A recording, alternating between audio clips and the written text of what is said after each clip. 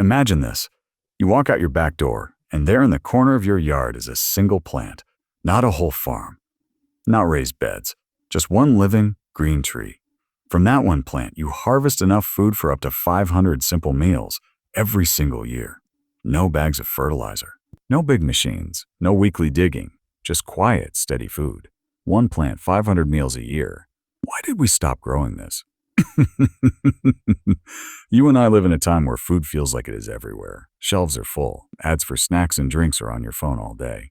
But that comfort is thin. A storm hits. Prices jump. Trucks stop running. A shop closes. And in a few days, you see something clearly. Most of us cannot truly feed ourselves from the place where we live. For our great-grandparents and their parents, it was different. They knew plants that did not need constant care. Plants that stayed with them through dry years, hard seasons, and even war. Plants they could count on when other food was missing. One of those plants is almost invisible in the modern world, but it is still here. It is not a made-up miracle. It is not a magic pill. It is a simple tree. People have called it the miracle tree, the drumstick tree, the horseradish tree, the tree of life.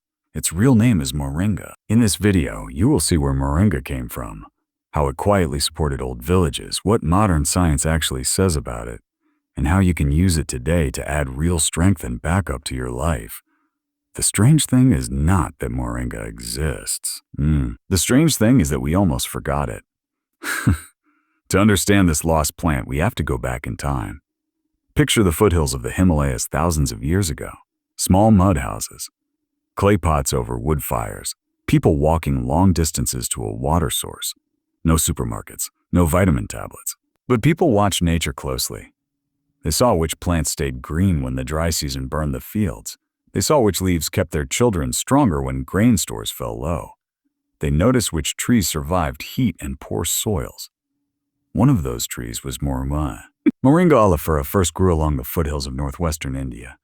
In old Ayurvedic writings, people mentioned its pods, its leaves, its seeds, even its roots. It was food. It was medicine. It was oil.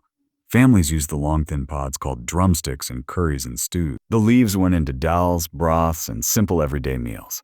It was not a special superfood. It was normal food.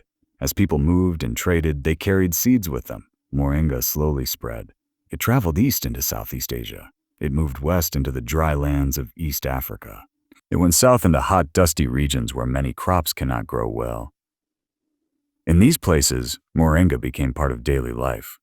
In some African villages, people ate moringa leaves during lean seasons and droughts. In India, people added drumstick pods to their regular dishes. Children grew up with the taste. The tree stood near homes, along paths, around fields. Your grandmother might have simmered drumstick pods in a spicy sambar. Your great-grandfather might have chewed the leaves with a bit of salt during work in the fields. So what happened? Why did most of us stop growing it? The answer lies in the rise of industrial farming. In the last 1 to 200 years, food production changed quickly. Huge fields began to grow just a few crops. Wheat, corn, soy, rice. Machines replaced many hands. Chemicals replaced many natural systems. Food began to travel thousands of kilometers before it reached a plate. Perennial backyard trees like moringa did not fit this new system. They do not grow in perfect flat rows that machines can easily harvest. They belong next to homes, in small fields, in mixed gardens. They grow in shapes that do not please factory logic. Many forgot that one tree could be a living pantry. The knowledge faded in many places. In some regions, like parts of India, the Philippines, and Africa, moringa never fully left. But in much of the modern world, it disappeared behind supermarket walls. We traded deep roots and local resilience for speed and convenience. But the plant did not disappear from the earth. It was still there, growing silently where people allowed it. And now, quietly, modern science is starting to confirm what those old villagers already knew. Let us look at why one moringa tree can, very realistically, give you hundreds of meals a year, and what is actually inside those leaves. First, its growth. Moringa is one of the fastest growing food trees in warm climates. In good conditions, it can grow 3 to 4 meters in a single year. But you do not want it as a tall, skinny tree. You manage it differently. You cut it back, again and again. You grow it more like a living hedge or a low bush. Every time you cut the branches, The plant responds by sending out fresh, tender leaves. This is where the food is. Imagine you have one healthy moringa tree, cut and managed as a hedge. In a warm area, it can produce new growth many times per year. One light serving of cooked greens is about one big handful of leaves. A single mature tree, trimmed well, can give hundreds of handfuls of leaves in a year. If you plant more than one tree, or grow them close together and prune often, the number of meals climbs even higher. Not every climate will reach 500 meals from one tree, but in tropical and subtropical areas, it is possible. Now, what makes those meals valuable? Oh, moringa leaves are rich in nutrients. The exact numbers change with soil, weather, and how you prepare them, but studies have found that moringa leaves can contain high vitamin A as beta-carotene, which your body can turn into vitamin A for your eyes, skin, and immune system. Vitamin C, which supports your immune system and helps your body handle stress and damage, although some of it is lost with cooking and drying. Vitamin K, which helps blood clot normally. B vitamins, which your body uses to turn food into energy. Minerals like calcium and magnesium, which help your bones, muscles, and nerves. Potassium, which supports healthy blood pressure and heart function. Iron, which your body uses to make hemoglobin, the part of red blood cells that carries oxygen. Moringa leaves also contain all 9 essential amino acids. That means the protein in moringa leaves is complete. Something unusual in plant foods. When leaves are dried and ground into powder, that powder can be around 20 to 30% protein by weight. Because of this, some groups have used moringa leaf powder to help improve nutrition in undernourished children. A spoonful of powder added to porridge, rice, or other simple foods can add both protein and important vitamins and minerals. Moringa also has many natural plant compounds. These include polyphenols and flavonoids, which act as antioxidants.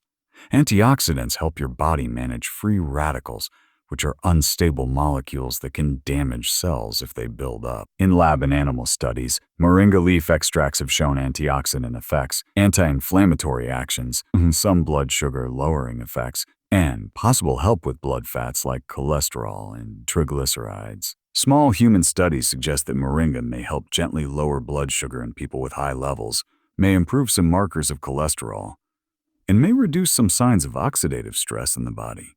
But we need to be honest here. Moringa is best seen as a strong, nutrient-dense food. It is not a replacement for your medication. It is not a magic cure for every illness. Think of building a house. You need strong bricks, but you also need a good design, strong beams, and a solid foundation. Moringa can help create some of the bricks your body needs. Good protein, vitamins, minerals, and protective plant compounds. But you still need an overall healthy diet, enough sleep, movement, clean water, and proper medical care when needed. There is another important part of moringa's power. It is naturally drought tolerant. Its long roots can reach deep for water. It can grow in poor, sandy, or rocky soils where many other crops fail. It loves warmth and sun, and once established, it needs very little care. This is why some aid groups and local projects plant moringa in parts of Africa, Asia, and Latin America as a simple tool to help fight hunger and malnutrition. Now let us make this personal and practical. How could you, where you live, actually grow and use this plant? First, think about your climate. Moringa loves heat. It grows best in tropical and subtropical areas, roughly similar to USDA zones 9 to 11. If you live where there is no frost or frost is very light, moringa can grow as a small tree for many years. If you get frost or snow, you still have options. You can grow moringa in a large pot or container and move it indoors or into a greenhouse during winter. Or you can grow it as a fast summer annual. Plant it after the last frost in spring. Harvest heavily through the warm months and let it die back when the cold comes. To start moringa, you can use seeds or cuttings. To grow from seed, get fresh, healthy moringa seeds. They are pale brown with papery wings around them. Soak them in clean water for 12 to 24 hours to soften them. Plant them about 2 to 3 centimeters deep in a pot or directly in the ground, in loose, well-drained soil. Keep the soil slightly moist but not wet and heavy. In warm weather, you may see sprouts in 1 to 2 weeks. To grow from cuttings, you need access to an existing moringa tree. Cut a thick woody branch about 1 to 2 meters long. Let the cut end dry in the shade for a day or two. Plant the branch deep into the soil, at least 30 to 50 centimeters down, so it can form roots. Keep the soil around it just moist until you see new leaves appear. Once your moringa plant is growing, you need to manage its shape. If you let moringa grow on its own, it can become tall with leaves far above your head. That makes harvesting hard. Instead, when the plant reaches about 1 meter in height, cut off the top. This will encourage side branches to grow. When those branches become long, cut their tips as well. This makes the plant grow more branches and more leaves at a height you can reach. If you repeat this over time, you create a thick, bushy tree full of leaves, easy to harvest. For harvesting, you cut young, tender stems with fresh leaves. Avoid very old, woody parts. In warm weather, you can harvest every few weeks, as long as you do not remove all the leaves at once. Always leave enough for the plant to keep growing. If you want to store moringa for later, you can dry the leaves. Harvest in the morning after the dew is dried. Rinse the leaves quickly and pat them dry. Spread them in a thin layer in a shaded, airy space. Avoid strong direct sun, which can destroy vitamins. Let them dry fully until they are crisp. Crush them by hand or grind them to a powder. Store the dried leaves or powder in a clean, dry glass jar, away from heat, moisture, and light. Now, how do you eat moringa in daily life? Fresh leaves. Add a small handful of leaves to soups, stews, or curries in the last few minutes of cooking. Stir-fry them with garlic and a little oil, like you would cook spinach or other greens. Mix a few leaves into omelets or scrambled eggs. Combine some leaves with other salad greens in small amounts. The taste is strong and slightly peppery, so start with a little. Dried powder. Stir 1 teaspoon into a smoothie. Mix into yogurt or curd with a bit of honey or fruit. Sprinkle over cooked rice, lentils, beans, or vegetables. Stir a small spoon into soup or broth just before serving. Pods, the drumsticks. In warm countries, people eat the young green pods as a vegetable. Cut them into pieces and cook them in curries, soups, or stews. The outside can be tough, so you chew and suck out the soft inside and discard the fibrous shell. Seeds. Some people roast or boil the seeds, but they have a strong taste and can act like a laxative in larger amounts. Seeds can also be pressed to make oil, called ben oil, which is used in some traditional cooking and skincare. If you have 2 or 3 well-managed moringa plants, you can add a handful of nutrient-rich leaves to your meals almost every day, for much of the year. Over time, that becomes hundreds of small, powerful meals. Now, we must be clear about the limits. Moringa is not perfect. It does not grow well in deep shade or in cold, wet, heavy soil. It wants warmth, sun, and soil that drains water well. In cold climates, growing moringa is more work. You may need large pots, indoor space, or to replant each year. Moringa is not a complete diet. You still need a mix of foods, healthy fats, whole carbohydrates, other sources of protein, and many different plants. Moringa by itself cannot end hunger, because hunger is also about money, land, politics, and systems. But it can be a strong part of a local answer. There are safety points too. For most healthy adults, small to moderate amounts of moringa leaf used as food are considered safe. But if you take medication for diabetes or high blood pressure, moringa may lower your blood sugar or blood pressure further. This can be dangerous if levels drop too low. Large amounts of concentrated extracts, pills, or powders may have stronger effects than simple food. Traditional use of moringa root and bark exists, but these parts may contain compounds that can cause the womb to contract. Pregnant women should avoid moringa root and bark, and should be careful with high doses of any moringa product. People with thyroid problems should be cautious with very high intakes of moringa and should speak with their healthcare provider. As with any plant, some people may be allergic or sensitive, even if this is rare. Food is powerful. Always respect new foods. Start with small amounts.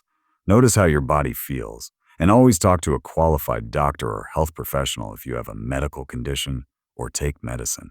So why think about this tree at all? Because when you plant a tree like moringa, something changes inside you.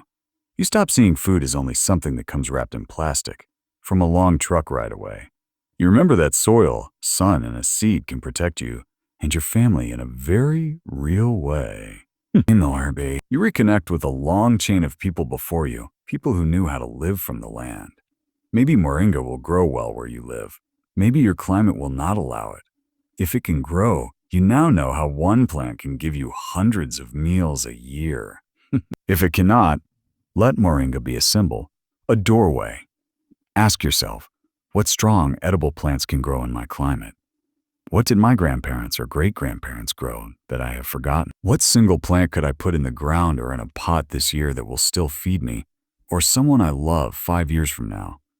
You do not need a big farm to start.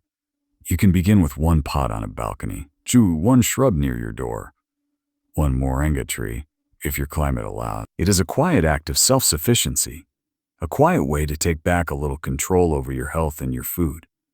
If this video opened your eyes to this kind of lost knowledge, share your story. Have you ever tasted moringa? Does your family have old recipes with it, or with other forgotten plants? Tell your memories and ideas in the comments. Those stories are like seeds. If you found this helpful, support this channel by liking the video, subscribing, and sharing it with someone who wants a more natural, resilient life, and who might be ready to plant one more useful plant near their home. This video is for general informational and educational purposes only and is not personal medical advice. Always talk to a qualified healthcare professional before changing your diet, supplements, or lifestyle, especially if you have a medical condition or take medication.